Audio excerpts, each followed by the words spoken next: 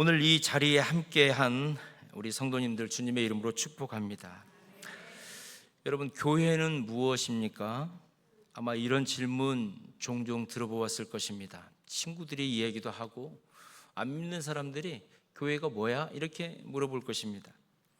마틴 루터는 이 교회에 대해서 이렇게 말했습니다. 교회는 벽돌이 쌓여있는 건물이 아니라 그리스도를 믿는 사람들의 모임이다.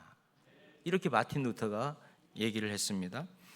그리고 우리가 너무 잘 알고 있는 독일의 신학자, 그 히틀러를 반대하면서 그 독일 기독교를 이끌었던 본헤퍼 목사님은 교회에 대해서 이렇게 말씀했습니다. 교회는 공동체로 존재하시는 그리스도 자신이다.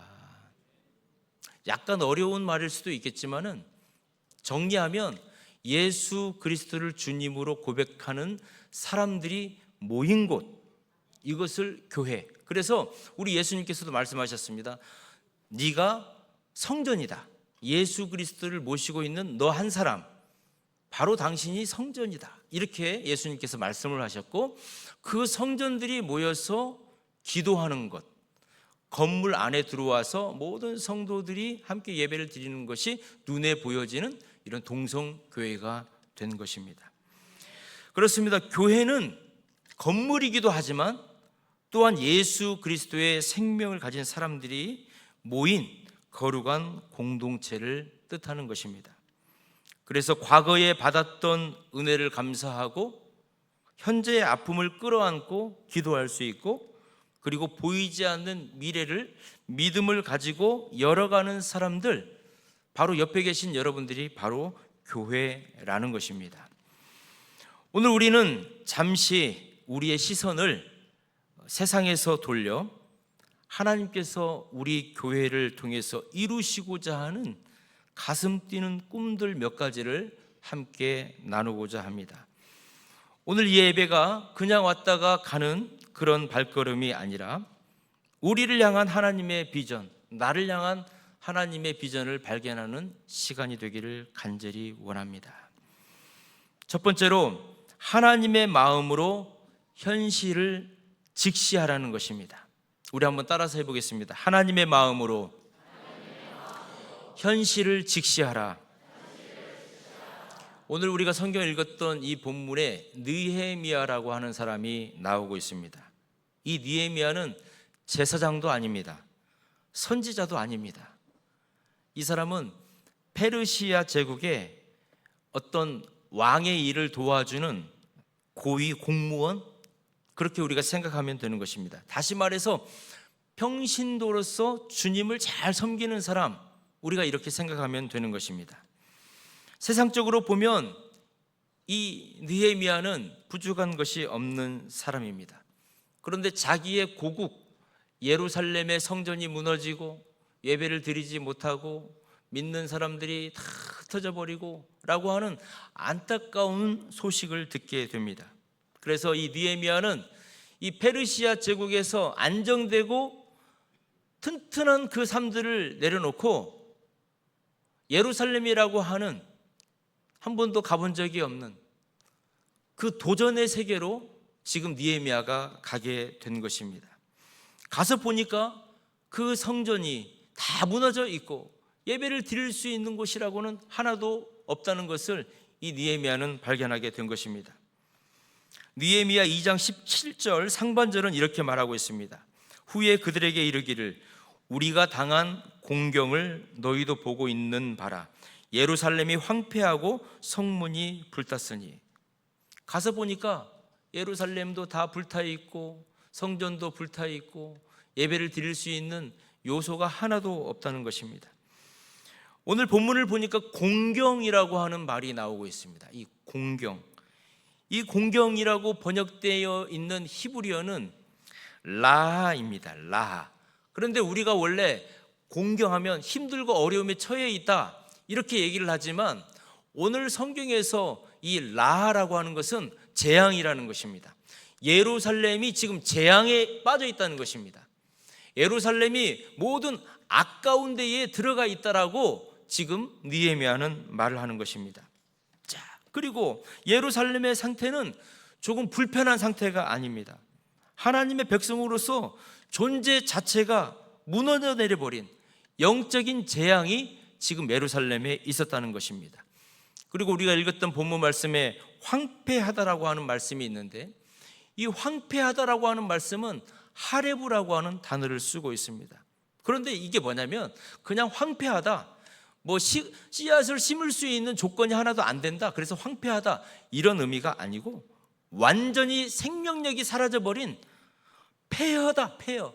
이 예루살렘 자체가 악의 잿더미로 가득 차 있고 생명이라고는 하나로 살 수 없는 폐허가 되어버렸다라고 느헤미야는 지금 고백을 하고 있는 것입니다. 느헤미야는 백성들에게 말을 합니다. 보십시오, 우리의 지금 영적 상태가 이토록 비참한 재앙의 상태이고 우리의 신앙 공동체는 이렇게 폐허가 되어버렸습니다. 하레브가 되어버렸습니다. 지금 이렇게 느헤미야가 외치는 것입니다. 이 현실을 직시하는 상황 가운데에서 느헤미야는 이제 어떻게 하나님께 기도해야 될지, 이스라엘이 어떻게 일어나야 될지 이제 하나하나 알게 된 것입니다. 느헤미야는 지금 현실을 제대로 지금 보고 있는 것입니다. 예루살렘은 악으로 가득 차여져 버렸고, 예루살렘은 완전 황폐해져 가지고 모든 생명력이 죽어버린, 하나님의 말씀은 하나도 없는 곳, 예레미야의 눈에는 지금 예루살렘이 그렇게 보인 것입니다. 느헤미야는 이스라엘 백성들에게 말합니다. 보십시오, 우리의 상황이 지금 이런 모습입니다. 여러분 어떻게 하시겠습니까?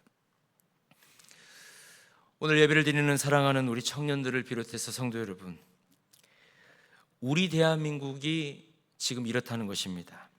2024년도 통계 자료를 보면 우리 대한민국의 51%가 나는 종교가 없습니다, 이렇게 대답을 하는 것입니다. 그러니까 24년도 자료예요. 51%가 나는 종교가 없습니다, 이렇게 지금 얘기를 하는 거예요. 51%가 말입니다. 그리고 이 중에서 더 아픈 것은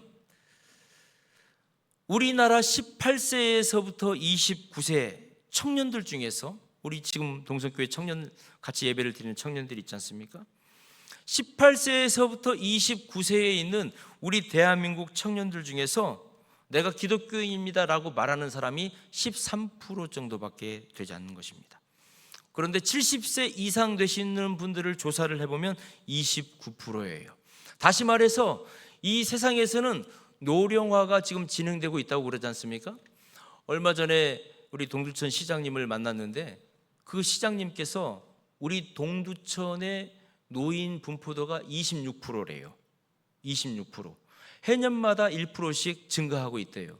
그런데 여러분 보십시오, 18세에서부터 29세의 청년들 중에서 내가 기독교인입니다라고 말하는 사람들이 약 13%고, 70대 이상 중에서 내가 기독교인입니다라고 말하는 분들이 약 29%입니다.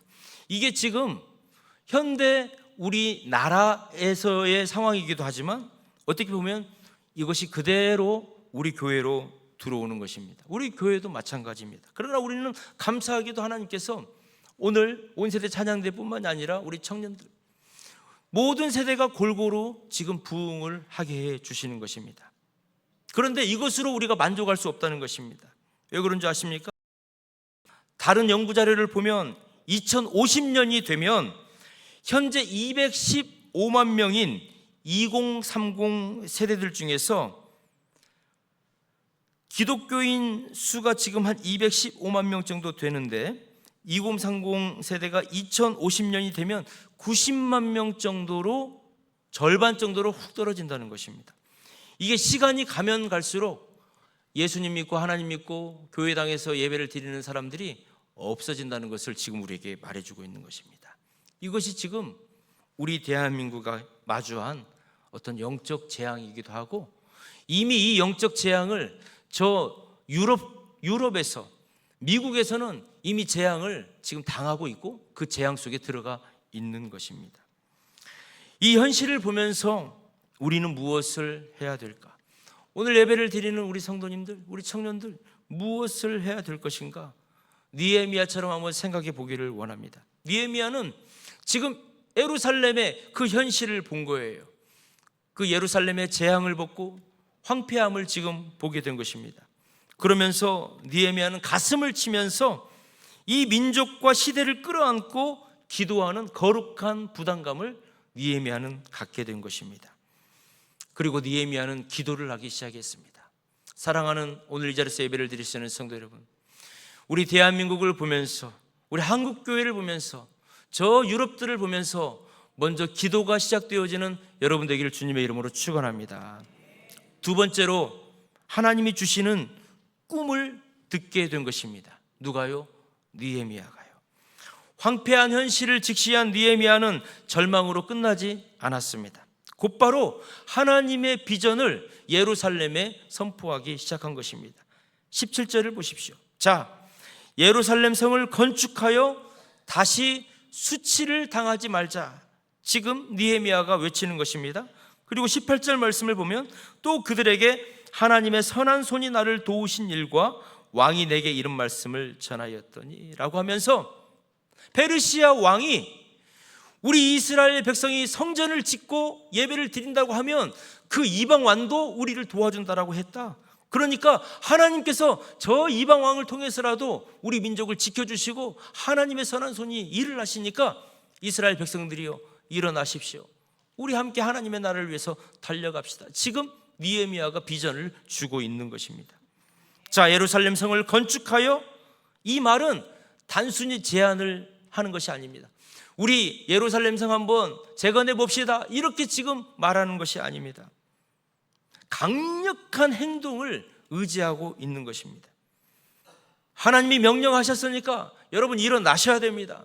하나님께서 우리에게 명령을 주셨기 때문에 그 일을 반드시 해야 됩니다 라고 지금 느헤미야가 이스라엘 백성들에게 강력하게 촉구를 하는 것입니다. 무엇으로부터 건축해야 된다라고 말하고 있습니까? 수치로부터 나와서 건축을 해야 된다는 것입니다. 우리가 기도로 그 성벽을 건축할 때에 수치로부터서 나와야 된다는 것입니다. 여러분, 수치가 무엇입니까? 부끄러운 일 아닙니까? 내가 어떤 부끄러운 일을 해가지고 내가 사람들에게 들키기 싫고 그것을 나타내기 싫은 것을 우리는 수치감이라고 하는데, 하나님, 우리가 가장 수치감을 느껴야 되는 것은 어떤 나의 일을 잘못해가지고 창피한 그 수치감이 아니라, 지금 느헤미야는 무엇을 말하고 있냐면 하나님의 이름이 망령되어져 있고 하나님의 백성들이 하나님 말씀대로 살지 못하고 있는, 세상 사람들이 조롱하고 있는 그 모습이 우리에게는 수치입니다. 하나님이 영광을 받을 수 있도록, 하나님이 수치를 당하지 않도록 우리가 깨어 기도하고 이 성전을 재건합시다. 지금 느헤미야가 그렇게 말을 하고 있는 것입니다. 그 근거가 무엇입니까? 무슨 근거로 느헤미야는 이스라엘 백성들에게 이런 말을 하는 것입니까? 하나님의 선한 손이 우리를 인도하시고 지키시기 때문에 그렇습니다. 그렇기 때문에 여러분, 그 수치감에서 이제 일어납시다. 그래서 우리가 성벽을 재건하고 하나님 말씀을 가지고 선포합시다. 이스라엘 백성을 독려하는 것입니다. 비전은 우리의 생각에서, 우리의 머리에서 나오는 것이 아닙니다.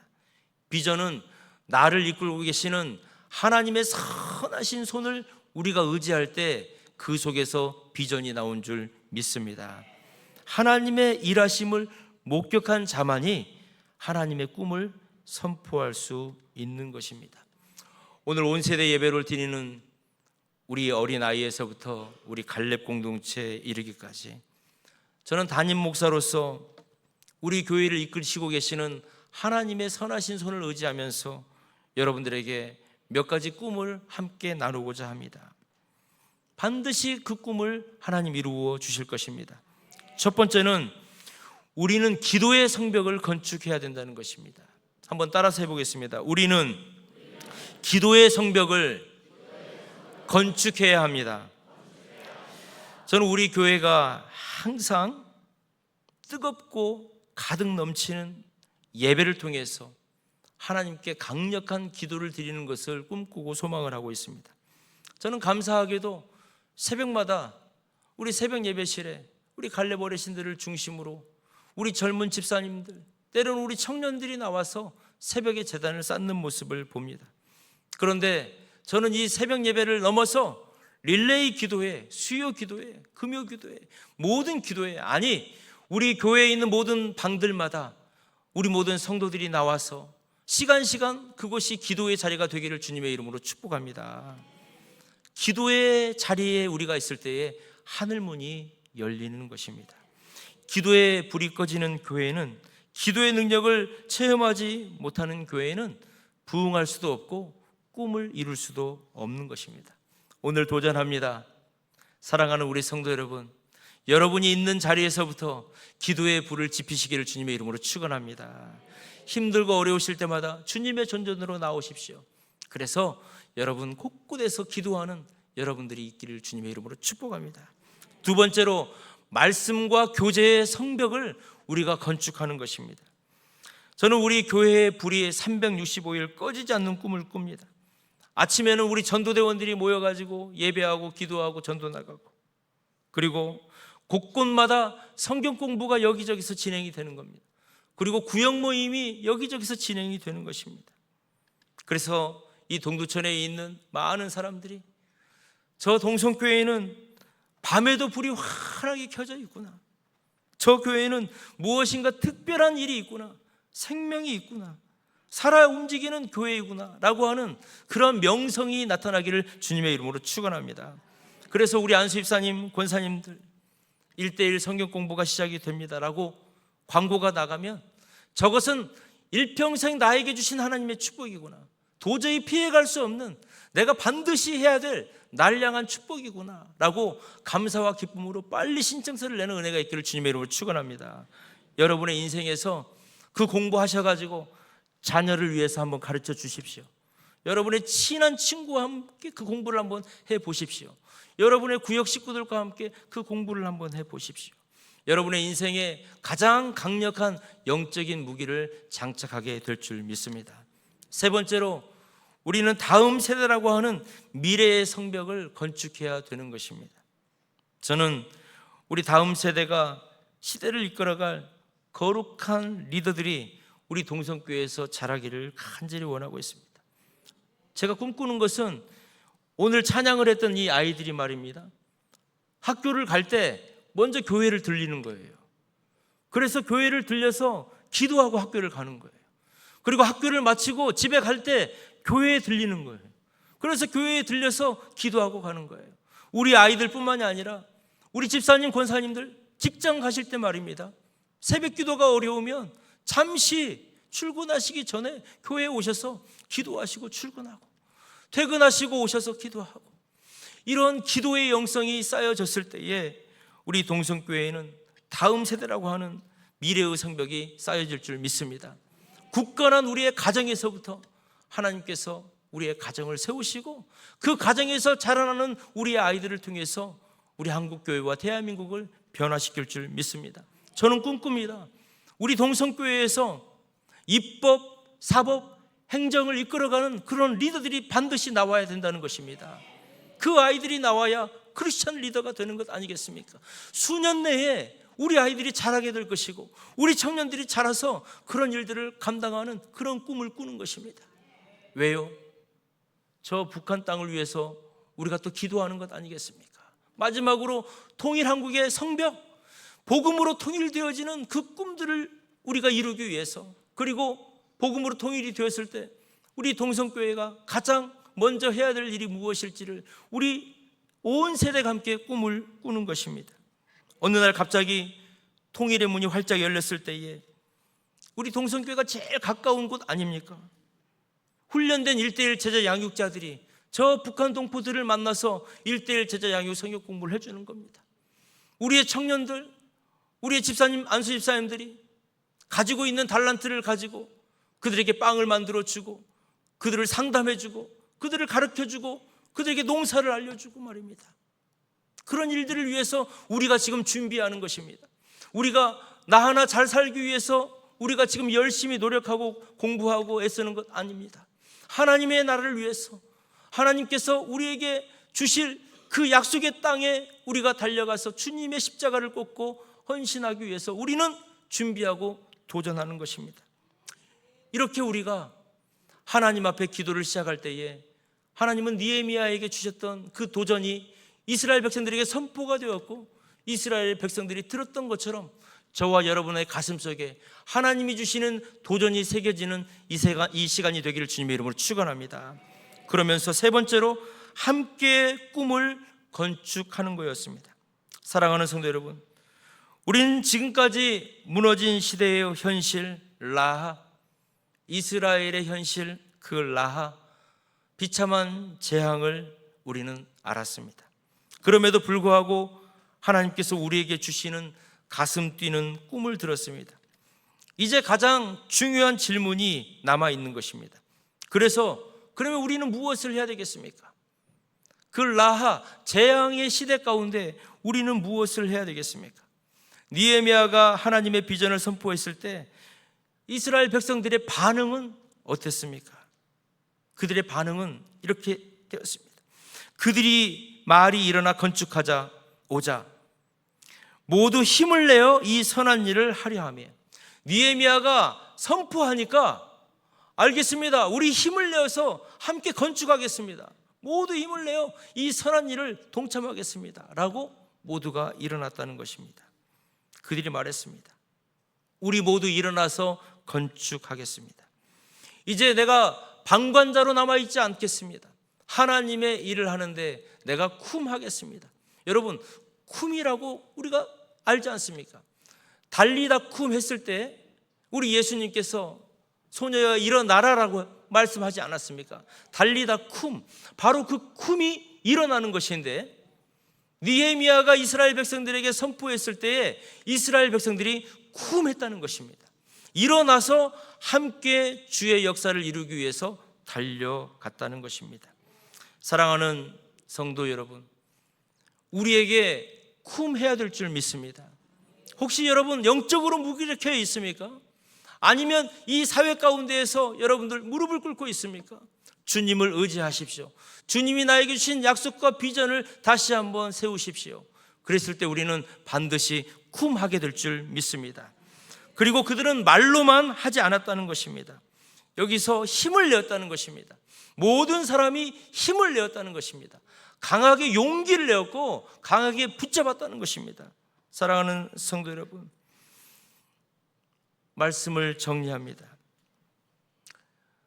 힘들고 어려울 때에 쿰하여서 이 땅에 왔던 수많은 선지자들이 있습니다. 지금으로부터 약 140년 전에 우리 대한민국은 다 쓰러져 있었습니다. 우리 조선은 쓰러져 있었습니다. 아무것도 하나 제대로 할 수 있는 것이 없었습니다. 그런데 느헤미야와 같은 그런 말씀을 붙들고 이 땅에 들어왔던 전도자들이 있었습니다. 바로 그 전도자들이 그 마음속에 쿰했던 것입니다. 특별히 우리는 잘 알고 있는데 아펜젤로 목사님이 계십니다. 이 아펜젤로 목사님 140년 전에 우리 대한민국에 들어오셨습니다.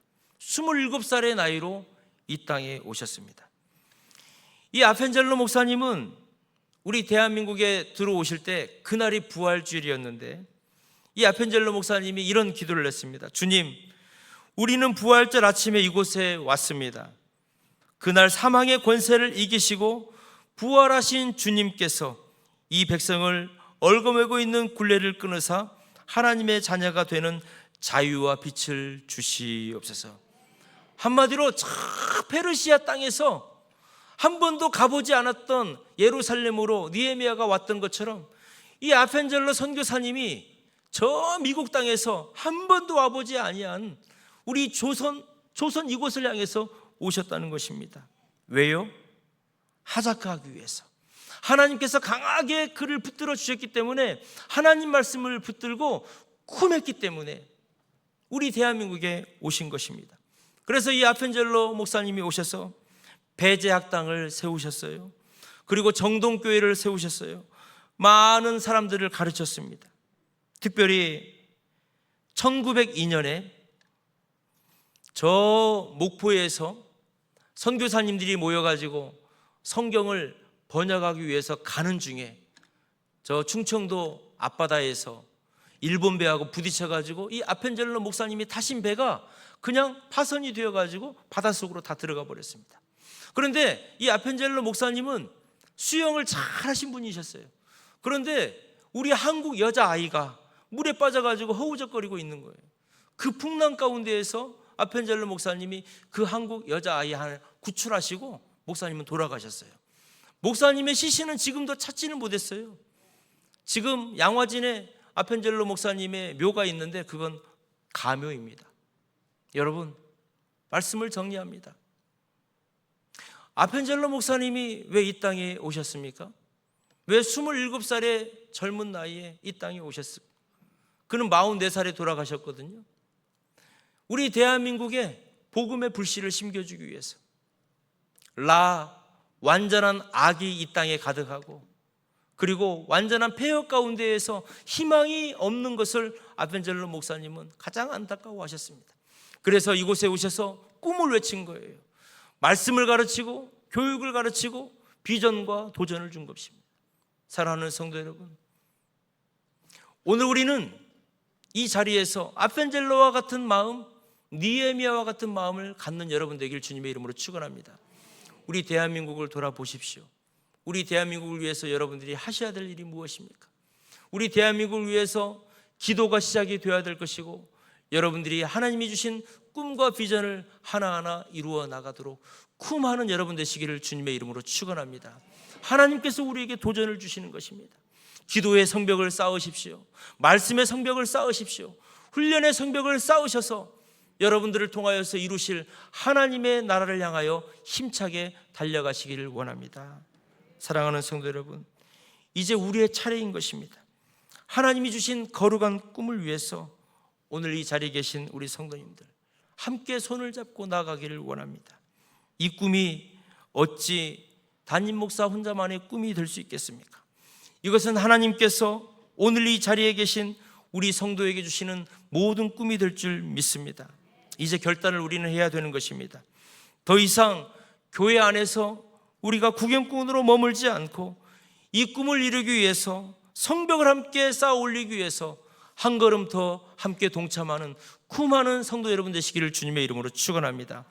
여러분의 기도가 벽돌 한 장이 될 것입니다.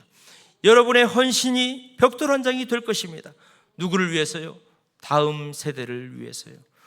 오늘 온 세대 찬양 예배를 통해서 드려지는 이 아이들이 믿음 안에서 잘 자랄 수 있도록 먼저 믿음의 길을 가시는 여러분들이 기도해 주는 것입니다.